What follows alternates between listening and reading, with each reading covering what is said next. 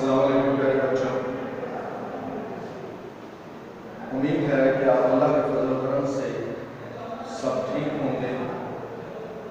میں آپ کا ٹیچر جیمس سدھو آج 10ویں جماعت کی اردو کی کتاب کے ساتھ آپ کی حاضر ہوں۔ جیسا کہ ہم نے پچھلے 2 لیکچر جو سیکھے ہیں ان کے اندر ہم نے لیکچر 1 اور لیکچر 2 میں حصہ نظر کو اسٹڈی کیا، یعنی نعت، حمد، ان کو اسٹڈی کیا۔ تو آج چونکہ ہمارا تیسرا لیکچر ہے 10th کلاس کا اردو کی کتاب سے، تو اس میں حصہ نظر سے ہمارا جو سبق ہوگا مرزا محمد سعید ہوگا اور مصنف شاہد احمد دہلوی۔ اس سے پہلے کہ ہم اپنے سبق کو سٹارٹ کریں، میں آپ کو بتانا چاہتا ہوں کہ AMS ہائی اسکول کے چینل کو آپ سبسکرائب کریں، بیل آئیکن کو پریس کریں، لائک کریں اور شیئر کریں تاکہ آپ کو زیادہ سے زیادہ لیکچر مل سکیں اور آپ ان لیکچر سے مستفید ہو سکیں۔ تو پیارے بچوں، ہم آتے ہیں اپنے سبق کی طرف۔ آپ اردو کی کتاب جو 10ویں جماعت کی ہے، اس کا پیج نمبر 12 جو ہے اس کو آپ اوپن کریں گے، اس کو کھولیں گے۔ تو جیسا کہ میں نے یہاں پر سبق کا نام لکھا مرزا محمد سعید، تو یہ ایک بہت بڑے ادیب تھے، ان کے بارے میں ہم نے جاننا ہے، اور اس کو لکھنے والے جو ادیب ہیں وہ شاہد احمد دہلوی۔ تو مرزا محمد سعید جو ہے، اس کو سبق کو پڑھنے کے جو ہمارے اغراض و مقاصد ہوں گے وہ طلباء کو علمی مجالس اور اہل دانش کے طور طریقوں سے روشناس کرانا، نئے الفاظ اور تراکیب سے واقفیت دلانا ہے۔ اسی طرح شاہد احمد دہلوی کے بارے میں ہمیں جاننا ہے۔ شاہد احمد دہلوی دلی میں پیدا ہوئے اور ان کی پیدائش جو ہے وہ 1906 عیسوی میں ہوئی۔ اگر دیکھا جائے ان کی تعلیم کے بارے میں تو وہ انگریزی ادبیات میں BA آنر انہوں نے کیا، MA فارسی کا امتحان بھی پاس کیا۔ ان کی تحریروں کے اندر شاہد احمد دہلوی زبان و بیان پر قابل عبور رکھتے تھے۔ ان کی زبان آسان اور عام فہم ہے، وہ موسیقار بھی تھے، لیکن اردو ادب کی ان کی پہچان ہے۔ تو بیٹے، شاہد احمد دہلوی کے بارے میں ہم نے جانا۔ مرزا محمد سعید جو ہمارا آج کا سبق ہے، اس کو میں پڑھنے لگا ہوں۔ کچھ مشکل الفاظ کے معنی یہاں پر میں نے بیان کیے ہیں۔ اسی طرح جب سبق کو پڑھا جائے گا تو اس کے اندر جو مشکل الفاظ کے معنی ہوں گے وہ میں آپ کو ساتھ ساتھ بتاتا جاؤں گا۔ آپ غور کیجئے گا اور تمام بچے اپنی کتابیں کھولیں اور صفحہ نمبر 13 سے جو ہے ہم اس سبق کو پڑھوں گا۔ غور کریں۔ صبح اخباروں میں یہ خبر پڑھ کر دل دھک سے رہ گیا۔ دل دھک سے رہ گیا یعنی دل کی دھڑکن کا رک جانا۔ پروفیسر مرزا محمد سعید کا آج سوئم ہے۔ سوئم جو ہے یہ موت کے بعد تیسرا روز ہوتا ہے۔ خاموش زندگی، خاموش موت۔ مرزا صاحب کی علالت مزاج، علالت کہتے ہیں مرض کو، بیماری کو، یا مرض المواد یا پھر موت کا مرض، مر جانا کی اطلاع خبر کو کہتے ہیں۔ اس سے پہلے کہیں سے نہیں ملی۔ حال یہ کہ پرسوں کو ریلت فرما ہے، ریلت سے مراد ہے موت، فوت، اور ان کے سینکڑوں دوستوں اور قدردانوں کو اس سانحہ ارتحال کی خبر تک نہ ہو۔ سانحہ ارتحال کا مطلب ہے موت کا واقعہ ہو جانا۔ افسوس، اتنا بڑا صاحب کمال ہم میں سے اٹھ جائے اور اس کی سنونی حمد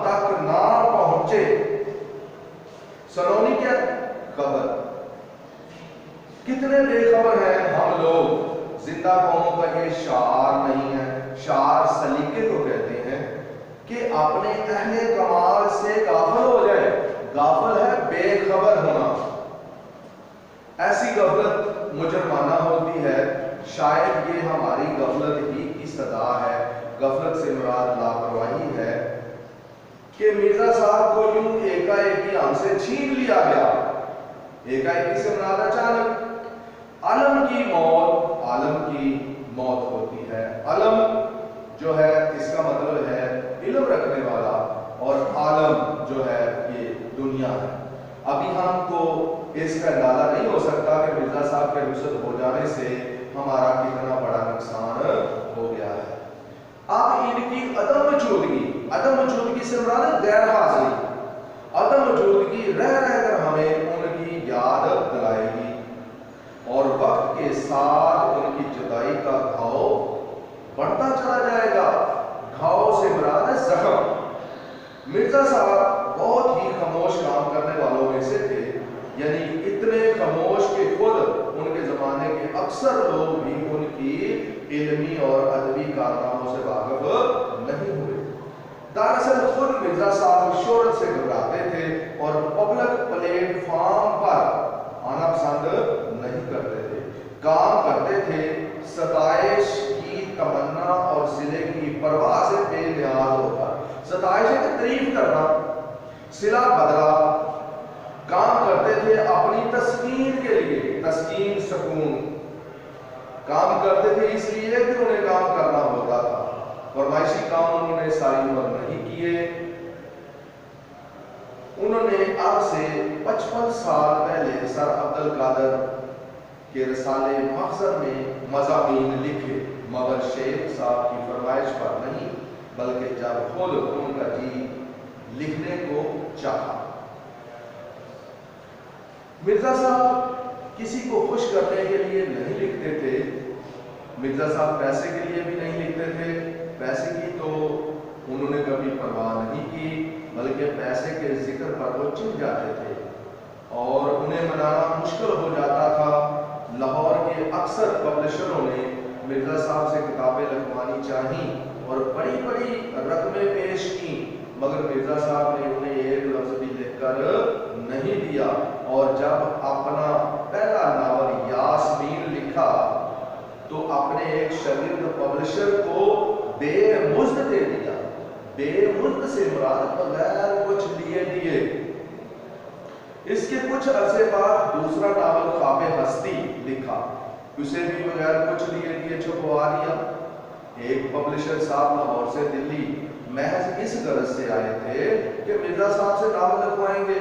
محض کا مطلب ہے صرف. جی میں نے انہیں سمجھایا کہ مرزا صاحب نہیں لکھیں گے، مگر وہ بڑے بڑے مصنفوں کو خرید چکے تھے. نہ مانے. بولے ہم انہیں ایک ناول کا 1000 روپیہ دیں گے تو وہ کیوں نہیں لکھیں گے. یہ وہ زمانہ تھا کہ 200-250 روپے میں اچھا خاصا ناول پبلشر کو مل جاتا تھا. چنانچہ مجھے اپنے ساتھ لے کر مرزا صاحب کی خدمت میں حاضر ہو. میں نے تعارف کرایا. مرزا صاحب کا ماتھا ٹھنکا سے مراد ہے دماغ میں کوئی بات آ جانا، پہلے سے آگاہی ہو جانا. پبلشر صاحب نے چھوٹتے ہی ناول لکھنے کی فرمائش کی. مرزا صاحب بڑے ٹھنڈے مزاج کے آدمی تھے. بولے آپ میرے ناول کے 5000 دے دیں گے، 10,000 دے دیں گے. مجھے یہ منظور نہیں ہے کہ جو کام کر رہا ہوں اسے چھوڑ کر آپ کے لیے ناول لکھوں. 5-10,000 کی بات سن کر پبلشر صاحب کی سیدھی گونگ ہو گئی. بولتی بند ہو جانا، حیران ہو جانا، اور 2-4 منٹ پہلے بدل کر رخصت چاہیے. مرزا صاحب اس زمانے میں اپنی مرکزہ کتاب مذہب اور باطنیت لکھ رہے تھے، جسے مکمل ہونے کے بعد ان کے دوست پروفیسر تاجور نجیب آبادی ان سے لے گئے اور لاہور سے وہ کتاب شائع ہوئی. مرزا صاحب کا صرف یہی ایک علمی کارنامہ ہے، مگر ایسا کارنامہ کہ اردو کی اگر 100 عمدہ کتابیں چھانٹی جائیں تو ان میں مذہب اور باطنیت کو ضرور شریک کرنا پڑے گا. مرزا صاحب دلی کے شرفا کے ایک मतमूल खानदान के चश्मो चराग थे। चश्मो चराग से मुराद है बेटे, मतमूल जो है खाते पीते घराने के। तराहा बैरम खान से आगे बढ़कर एक रास्ता सीधे हाथ को मुड़ जाता है। उसके नुक्कड़ पर, नुक्कड़ है मोड़, नुक्कड़ के मीनिंग है मोड़, मोड़ पर मिर्जा साहब का अबाई मकान था। अबाई बड़े अबा अजदाद का, वालदैन का घर। इसी इलाके में सर सैयद अहमद खान का कदीम मकान भी था। सर सैयद से भी मिर्जा साहब की अजीजदारी थी। अजीजदारी से मुराद होता है रिश्तेदारी, और मुंशी ज़काउल्लाह से भी उनकी कराबतदारी हो गई थी। कराबतदारी करीब आ जाना, दोस्ती कायम कर देना।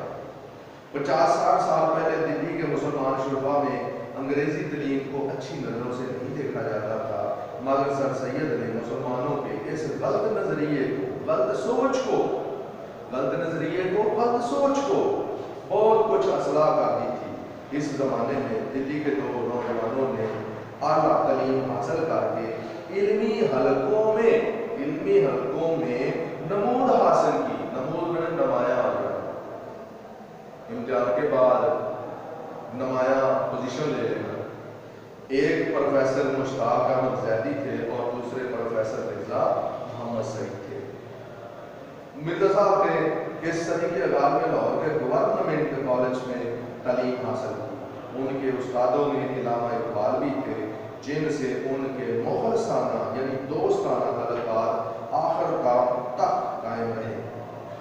अंग्रेजी अदबियात में एमए की सनद लेने के बाद मिर्जा साहब ने 1906 और 7 में साल 2 साल अलीगढ़ में पढ़ाया और इसके बाद गवर्नमेंट कॉलेज लाहौर ही में अंग्रेजी के प्रोफेसर हो गए।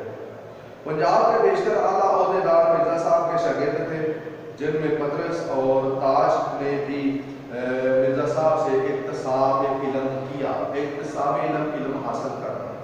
बाद में पदरस खुद अंग्रेजी के प्रोफेसर हो गए थे, मगर अपनी गैर मामूली काबिलियत और ज़हानत के बावजूद मिर्जा साहब की अलमियत के आगे, अलमियत ज़्यादा इल्म होना, अपने आप को हीच समझते थे। हीच समझना, घटिया, कमतर समझना। मैंने बार बार कोशिश के बाद पदरस को मिर्जा साहब की खिदमत में हाजिर होते देखा। पदरस को मैंने किसी और का इतना अदब और एहतराम करते नहीं देखा, यहाँ तक कि वाज़राए हिंद का भी, वाज़राए हिंद जो था उस वक्त का एक रियासत का वजीर हुआ करता था। पदरस के सिलसिले में दो एक दिलचस्प वाक़यात याद आ गए, दिलचस्प, दिल को अच्छा लगने वाले।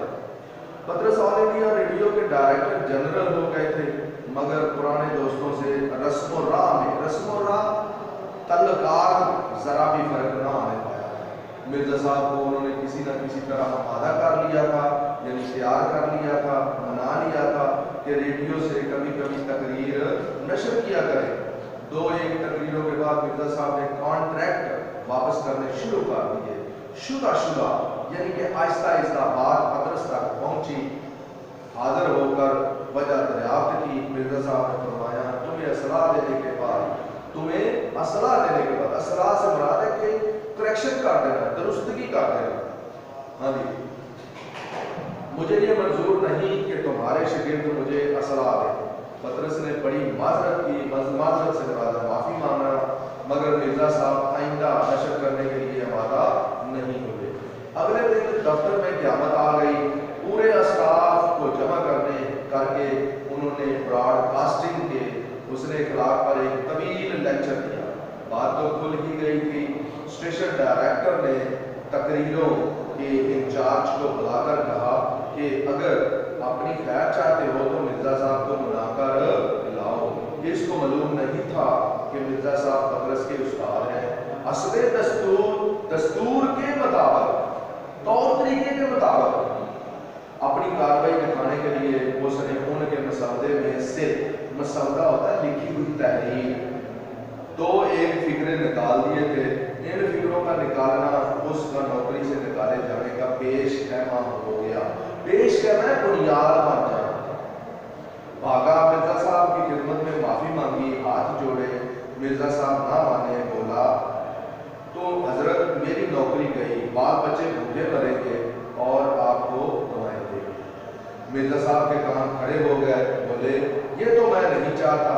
उसने कहा अगर आप ये नहीं चाहते तो इस कॉन्ट्रैक्ट पर दस्तखत कीजिए। मिर्जा साहब ने फौरन दस्तखत कर दिए। जंग के ज़माने में हुस्न इत्तफाक से दिल्ली में लाहौर के बेशतर अदीब और शायर रेडियो में या दूसरे सरकारी महकमों में जमा हो गए थे। पतरस की तहरीक पर एक महदूद अदबी हल्का कायम किया गया, जिसमें डॉक्टर तासीर, फैज़ अहमद फैज़, मोहम्मद अली खां, हमीद अहमद खां, चिराग सरसरत, महमूद निज़ामी, गुलाम अब्बास, इंसार नासरी वगैरह शरीक किए गए थे। हर महीने इसका एक जलसा होता था, कभी पतरस के घर पर और कभी डॉक्टर तसीर के घर पर। लो बेटे, इस सबक को जो मैंने अभी आपके साथ पढ़ा है, इस सबक का आधा हिस्सा जो है ना वो पढ़ा गया है, और बाकी जो इसका हिस्सा है वो हम परसों वाले लेक्चर में करेंगे, जो हमारा लेक्चर नंबर 4 होगा उसमें पढ़ा जाएगा।